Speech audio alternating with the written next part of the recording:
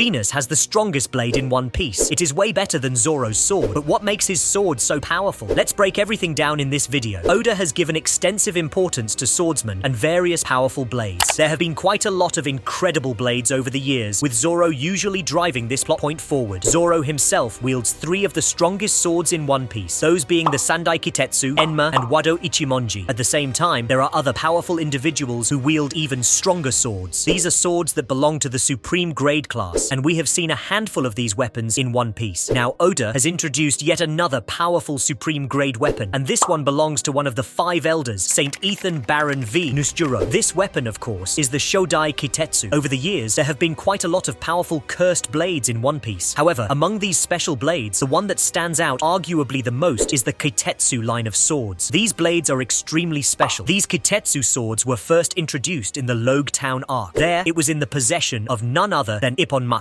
In his shop, the Sandai Kitetsu somehow found its way. Zoro was the one who ended up buying the sword, even though Ipponmatsu begged him not to take it, because many famous swordsmen of the past have suffered tragic deaths while carrying the Kitetsu swords around. Zoro ended up testing his own luck against the curse of the sword and winning. This was a clear sign that he was a worthy rival for the sword and someone who could actually control and wield it. Ipponmatsu ended up giving him Yubashiri as well, and it was certainly exciting for him. Zoro did win out against the curse of the blade, but Ipponmatsu clearly said that the Kitetsu blades crave blood. Essentially, every user of this blade ends up dying a very brutal death, and the one responsible for this death is none other than the blade itself. This is what makes the Kitetsu blades cursed. In the Wano country arc, Shimotsuki Kozaburo, who had illegally left Wano and settled in Shimotsuki village in the East Blue, clearly mentioned that there is no such thing as a cursed sword. It is just that the sword has not had a proper wielder. Every sword craves blood in one way or another. They are weapons to kill, and those who fail to utilize the weapon properly end up calling them cursed. One can clearly see that the Kitetsu line of blades that Oda has displayed quite a lot in One Piece are extremely special, and that their curse is extremely strong, which means that none have been able to tame them properly. That said, we certainly did get to see quite a lot of these powerful blades in action, mostly through Zoro. He has utilized the power of the Sandai Kitetsu right from the East Blue Saga all the way up to the current events of Egghead Island arc. In the Wano country arc, we saw the Nidai Kitetsu, which is yet another powerful blade, and one with a stronger edge as well as a stronger curse than the Sandai Kitetsu. This blade was crafted by Kitetsu, the ancestor of Tenguyama Hitetsu, better known as Kozuki Sukiyaki. With 2 generations of the Kitetsu blade covered, that brings one to the very last blade, which is the Shodai Kitetsu. This is the strongest of them all, and while the Nidai Kitetsu belongs to the 21 great grade swords of the One Piece world, the Shodai Kitetsu belongs to the Supreme Grade Sword class, which means that it is one of the 12 most powerful blades in the entirety of One Piece. This blade is the strongest of the Kitetsu line, and it possesses the sharpest and finest edge of them all. At the same time, the curse that this blade carries is the strongest as well. When it comes to the Shodai Kitetsu, it is the strongest of this line of blades. The Kitetsu blades span over 3 generations, with each generation of the blade getting weaker. This essentially means that the Sandai Kitetsu, which is the 3rd generation, is the weakest of them all. The strongest of the bunch is the Shodai Kitetsu, which is the one that was forged in the beginning. This blade is absolutely stunning. It is a work of art, crafted by an unknown individual, potentially the same guy who crafted Nidai Kitetsu, which is Kotetsu, or perhaps his ancestor. The power of this blade is immense. V. Nusjuro, who is one of the 5 elders, wields this sword. Only someone of the caliber of a Yonko or higher can wield this blade. This is because supreme grade weapons cannot be wielded by anyone. In the Egghead Island arc, Nusjuro utilized this blade brilliantly. He was able to immobilize all the pacifistas on the island in the blink of an eye, without actually cutting through them. This ability to choose to cut what he wants with his blade is a true mark of a skilled swordsman who knows the true art of swordsmanship. This also shows that he has great control over his haki, and that should not come as a surprise. The Kitetsu blade demands someone of this caliber as its wielder. Furthermore, the Shodai Kitetsu is extremely large. In terms of the slashes that it can send out, the speed behind them, as well as the power of the slashes, is far beyond the vast majority of the swords that fans have seen in One Piece. Its edge is on the same level as the likes of Yoru. With the power of the Shodai Kitetsu, Nusjuro did some absolutely incredible things. As mentioned earlier, he was able to render all the pacifistas on Egghead Island out of function, simply using the freezing power that he's somehow able to channel through this blade. He made it so that they couldn't function at all despite being cut. At the same time, he was able to chop the front of the Elbaf ship with ease, and had it not been for the Straw Hat pirates, he would most likely have killed Bonnie as well, quite easily. His biggest feat as a swordsman in the Egghead Island arc is to chop the entirety of the lava phase in half. Using his immense strength and swordsmanship skills, he sent a slash that was so strong that the entirety of the lava phase was split in two. This is essentially proof of the fact that Nusjuro can bifurcate an island with ease with his swordsmanship skills, and that he truly is terrifying. Fans will definitely get to see more of him using this supreme grade sword later down the line. Thank you guys for watching this video, and I will see you in the next video.